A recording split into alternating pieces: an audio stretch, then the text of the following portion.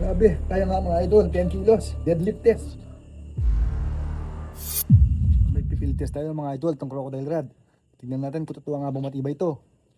Yan, yan 10 kilos yan mga idol, ayan o.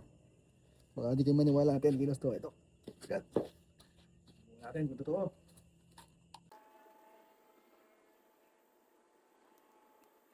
Moment of truth. Kaya to. Grabe, kaya nga mga idol, 10 kilos, deadlift test.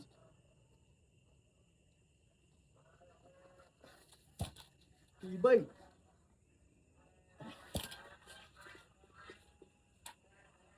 Ten kilos na ito mga idol. Kayang kaya. Isa pa. 10 kilos, deadlift test. Ay, basic. Tingnan na rin kung na-bench o hindi. Mga idol, wala man nagbago. Hindi man na-bend. Walang damage. Ito pala yung dahilan mga idol, kaya sobrang tibay ng fishing rod na to. Ayan. Solid glass fiber siya hanggang dulo. Mula bat hanggang tip.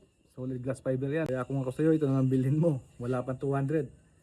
Napakatibay. Solid. Crocodile rod. Kaya kung gusto mo to idol, ilalagay ko yung link dyan sa baba. Let's go.